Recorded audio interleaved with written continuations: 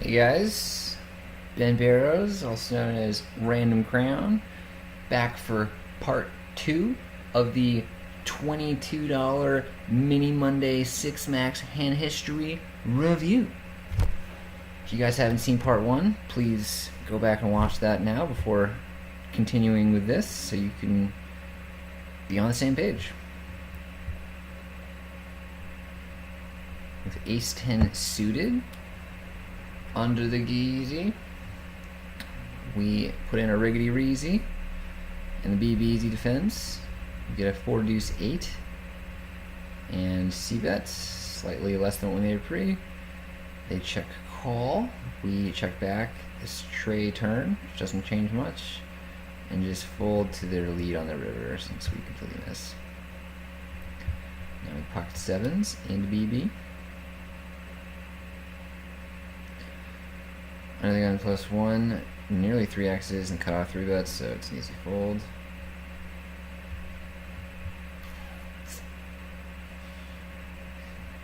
Fold 9-10 off on the button.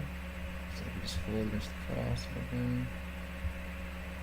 Now we have pocket jacks. Under the gun +1.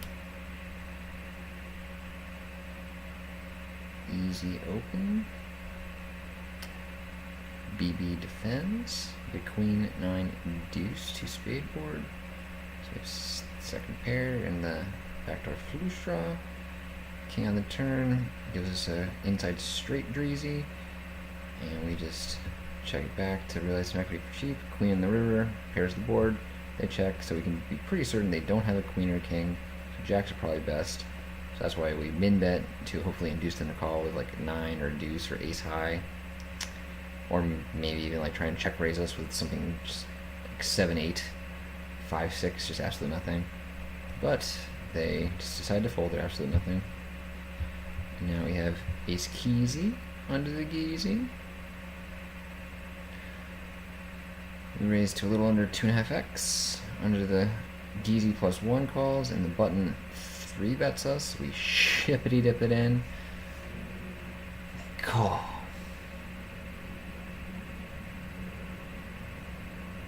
And they just have the ace keezy as well. Shippity chop it up.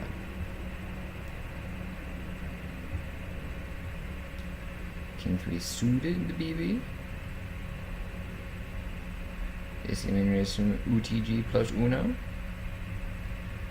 Just completely whiff the board and easily check fold. We have the ace king on the bootin'.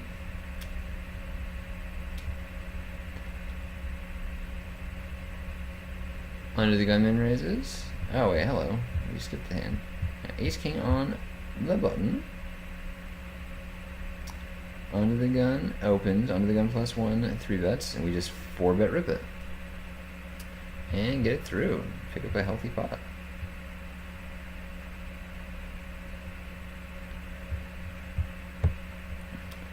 Yeah, we could have gotten the 3 better to fold something legit like 9s or 10s. Ace queen. Yeah, when we 4-bet there, it just looks so strong. Yeah, we just fold pocket 2s under the gun for the same reason we should have pulled pocket 5s in the previous video. Just plays too awkwardly post-flop out of position. A lot of people cover us. Some people could chip over us. Just better as a fold. Ace 3 in the small blind. Folds to us, we ship it, which is a standard play with about a 16 BB effective stack. We have king 3 suited here on the button. Looks like we just fold to the +1 ranges.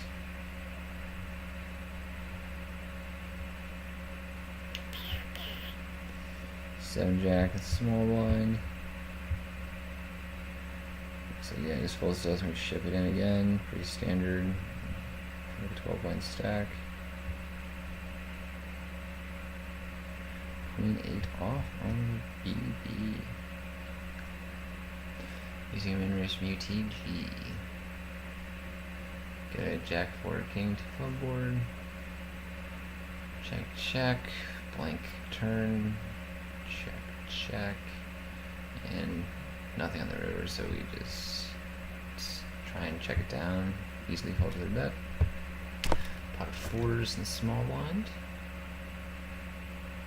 Cut off opens, and we just ship it in for about 23 blinds and take it down since they're going to have a pretty wide cutoff opening range.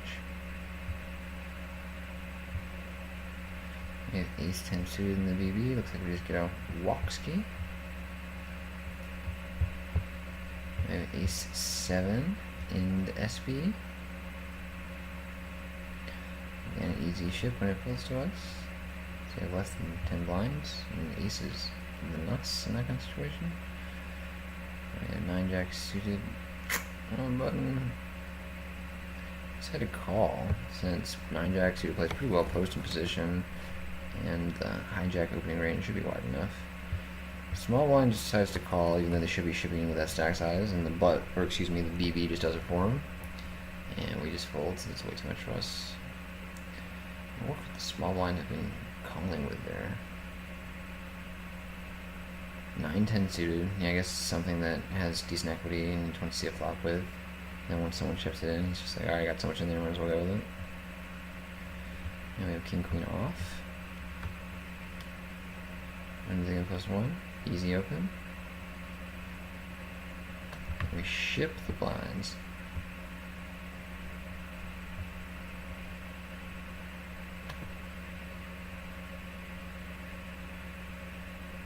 Yeah, I was listening to this cool poker rap battle earlier, and they were just dropping all these lines having to do with like check raising and value betting and winning flips and stuff. And one of them was along the lines of, "Call me the captain because I just brought the boat and I'm about to ship it."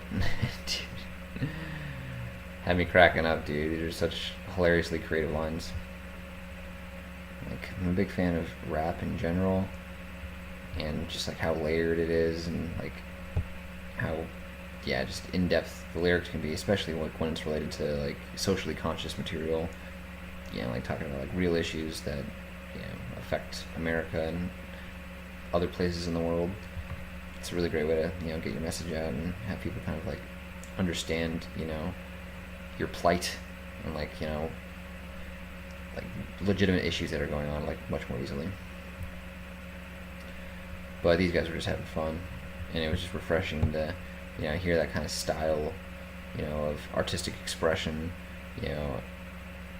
done in a poker sense, something that we, like us poker players, are exposed to on a daily basis, just talking in this ridiculous poker language, this lingo that's developed, and hearing it like expressed in a rap format. It was refreshing, to say the least. It was very amusing.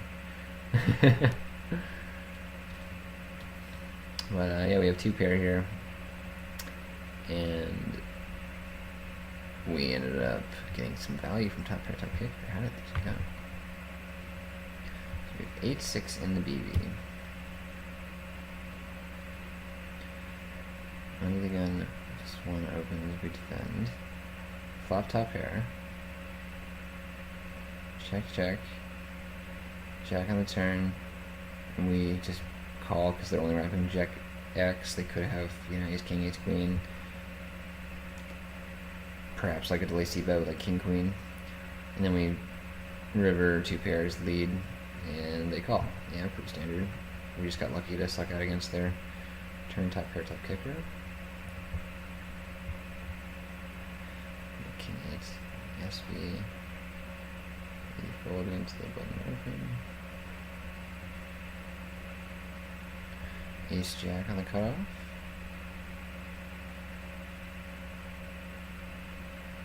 And then open, button calls. BB ships it for 15 blinds. We snap, get it in since we're way ahead of their range. I'll be doing this with worst aces, worst broadways, and flipping against a lot of pairs, and of course better hands like ace queen, ace king, and they hold when they have those hands sometimes. But they're still the right play. Now we have the jack 6 suited in the BB, and under the gun opens. And we decided to just fold just because their range is on the stronger side, so even if we bink our 6 or jack, it's not always good, so we decided to just make it easier on ourselves and let it go free. Not put ourselves into any tricky spots post-flop. That's reasonable. But if they raise like the cutoff, and we're obviously the button, then it's easy to defend. Now, under the gun opens, and we just have ace king in the small blind, easily ship it in for about 15 blinds. And hold against ace jack. So now we got our chips back in our stack. We have e6 on the button, fold is gun open. E6 suited, yeah, it's folds. Awkward stacks. Not really worth it to raise there and try to steal. Just better spots. Pocket sevens in the BB. We get kind of lucky this hand. Yeah, small blind 2.7x's, and we just ship in like 31 blinds, just figuring they're going to be raising wide enough. And, you know, maybe even calling with worse, like, well, definitely like over cards, like ace king, ace queen, ace jack. Maybe pocket sixes. And, like, we maybe get, like, maybe king queen to fold. Definitely, you know, like queen jack. Jack 10. Just like a lot of overs that have plenty of equity against us. We're just trying to fold those out. And we don't mind getting called because we're going to be flipping a lot when we are. But they call us this time. And we fortunately bank a 7 in turn against their aces. And just do a happy dance because we're a lucky duck. Now we decide to get tricky with our newfound chips. 3-bet our king deuce suited against Ollie here on the button, who is a very good reg. And we make it a little under 3x to make it look on the stronger side like we won action. Flop top pair, and we bet about half pot to protect our equity because it's a pretty drawy board. Turns a 9, which could have connected with his flop calling range if he has like 9-10 suited, queen 9 suited, you know, some sort of 9x hand. So we check to control the size of the pot, and they check back. Plus they could have a better king, they could have king queen. They could have flopped the nuts with queen 10. So yeah, we just don't want to blow the size of the pot out of position with a marginal hand. And we get an ace on the river, and just decide to check because there's no real value in betting there in my opinion. And they just check back with their river tucker. So yeah, they got lucky, but you know, it happens. They made the right call pre. We got fortunate to make top pair, but you know, I think it was an okay call by him since he figures we're gonna have enough air in our range. You know, we did 3-bet king deuce suited, so you know, he was thinking along the right lines. He played it fine. Now we have 6-5 suited here on the button.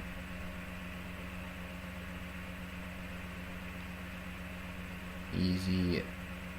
Well, it's not an easy call, but I think it's an okay call against the cutoff's opening range. Yeah, they're going to be on the wider side, and we're in position. We don't mind putting them in tough spots, especially because we're going to flop pretty decently.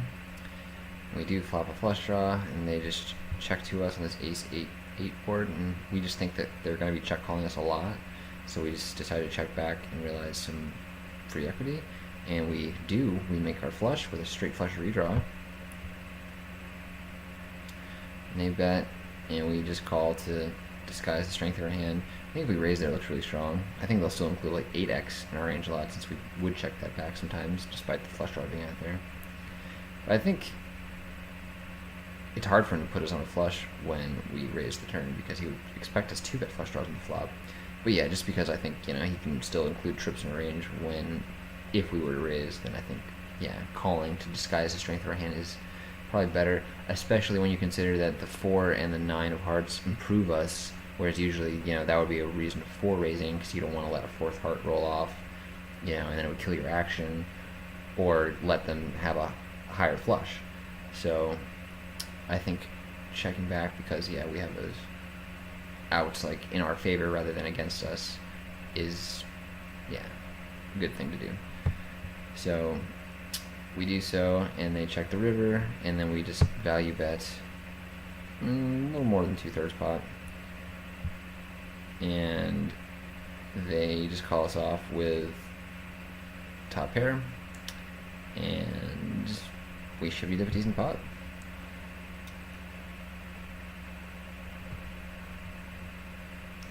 Yeah, so I think on that note, yeah, we'll end this video. Hope you guys enjoyed watching part 2 of the $22 Mini Monday 6-Max hand history review. See you guys back for part 3.